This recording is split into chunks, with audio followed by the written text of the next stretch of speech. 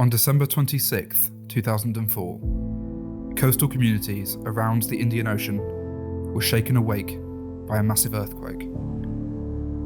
Less than an hour later, the first wave of a powerful tsunami barreled into towns, villages, and cities, killing an estimated 230,000 people across 14 countries, and leaving an unparalleled humanitarian catastrophe in its wake.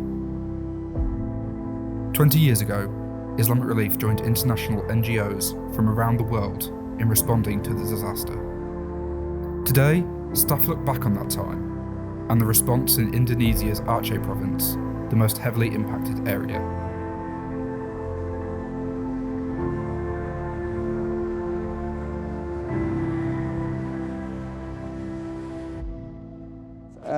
At the time, my position was as a country representative of Islamic Relief. So our office in Jakarta. So the tsunami actually strike in the morning, almost 8 in the morning, but the information quite delayed, so we received in the afternoon. But the size of the earthquake and the impact of tsunami we do not know at the time. So we just wait and see the situation at the time. And maybe in 2 o'clock in the morning, in the following day, we just get call from the emergency officer from the Islamic Relief headquarters, because they have more complete information that the size of the disaster is quite big, and we have to prepare to make some quick response to Aceh. Islamic Relief dispatched one staff member to Aceh with Professor Eddie, and others followed soon after. It was immediately clear that more help was needed to meet the massive needs on the ground. We have to recruit staff because at the time Islamic Relief Indonesia is very small operation with limited staff. At the time we only have one program officer. Now we have to recruit and dispatch to Aceh from recruit in Jakarta, and we always asking if you agree to work tomorrow morning you have to go to Aceh. Are you ready or not? That is our last question to the candidate.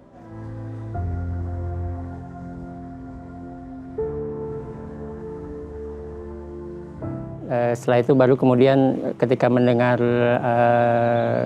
kejadian tsunami, karena background saya aktif di organisasi, saya ingin membantu. Kemudian kebetulan ada salah satu kawan SMA saya yang waktu itu sudah direkrut oleh Islamic Relief. Jadi beliau sudah berangkat ke Aceh dan kemudian memberikan informasi kalau memang Islamic Relief butuh orang secepatnya, sebanyak-banyaknya yang memang punya kemampuan bahasa Inggris untuk segera berangkat ke Aceh karena mereka sangat membutuhkan orang. Jadi itu sebulan setelah tsunami ya. Jadi masih terlihat kerusakannya sangat besar, sangat banyak. Saya masih melihat orang-orang mengumpulkan mayat. Kita belum tahu waktu itu jumlah totalnya berapa, karena orang masih mencari, masih di reruntuhan, waktu itu kantor kita di seputaran Lambaro, masih ada orang bawa kantong berisi mayat di situ.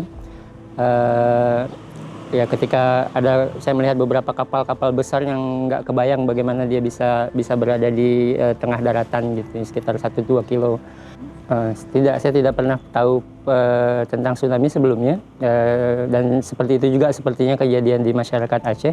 Jadi mereka tidak pernah mendengar tsunami sebelumnya, makanya kita betul-betul dikejutkan dengan bencana itu gitu. Jadi makanya sangat banyak memakan korban.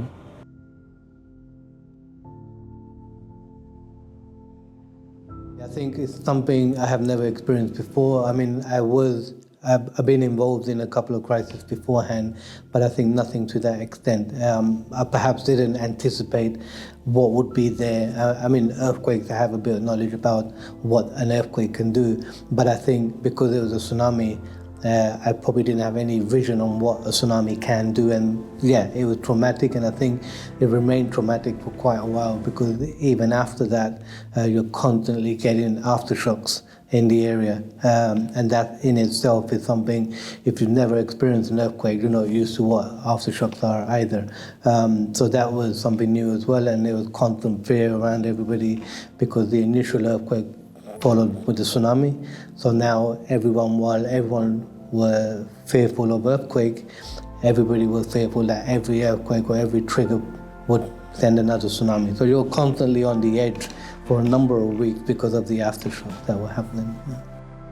In the first days after the disaster, Islamic Relief distributed desperately needed emergency items to affected people, adapting our response to meet changing needs on the ground over time. Di awalnya kita banyak melakukan distribusi food item, hygiene kit, kemudian alat-alat kesehatan, alat-alat medis. Kemudian kita mendistribusikan air bersih ke para pengungsi. Kemudian kita ikut membantu mendistribusikan tenda. Kemudian setelah itu ke masa pemulihannya kita mulai mengakses masalah rumah, membuat perumahan. Kemudian sebelum membuat rumah sakit atau puskesmas yang permanen, kita juga membangun yang temporary. Waktu itu masih bangunan-bangunan kayu kita dirikan. Islamic Relief juga memberikan program-program pemberdayaan ekonomi, pemulihan ekonomi. Di awal-awal kita memberikan program Cash for Work juga itu bermaksud selain untuk membersihkan lingkungan juga merupakan pemberdayaan program ekonomi untuk para korban bencana. 20 years on from the disaster, the lessons we learned are still shaping Islamic Relief's work today. I think it was something that everybody learned from it, something that you could see, how you scale up activities, how do you implement projects and make sure that the impact is felt right from the beginning and then sustain that impact.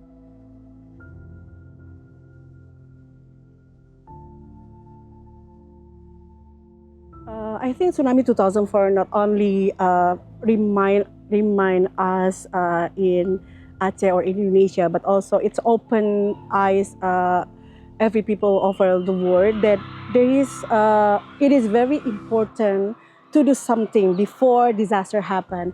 What happened in Tsunami 2004, why there are so many victims, so many people died, because we don't have any actions or steps before the tsunami. So the disaster paradigm at the time is more responsive. So we wait until disaster happen, then we respond. But now we realize that it is important to do some measures before the disaster happens. In Aceh, our work continues, supporting children through our orphan sponsorship program and improving people's quality of life with development projects. Aceh sudah banyak berkembang saat ini dibandingkan kejadian pasca tsunami, tapi sampai sekarang Aceh masih termasuk salah satu provinsi yang termiskin di Indonesia. Jadi masih banyak orang-orang yang hidup di bawah garis kemiskinan, khususnya di pelosok-pelosok Aceh seperti Aceh Utara, Aceh Tengah, Aceh Barat dan segala macamnya. Jadi masih banyak pekerjaan yang harus dilakukan di Aceh, dan Islamic Relief masih Indonesia alhamdulillah sampai saat ini masih terus bekerja berkomitmen. Salah satunya adalah dengan ada program pembangunan rumah yatim dan duafa. Itu saat ini sedang berlangsung. With your support, Islamic Relief will continue to assist and empower people affected by disasters around the world. Visit our website to hear more stories from staff and survivors from the 2004 tsunami.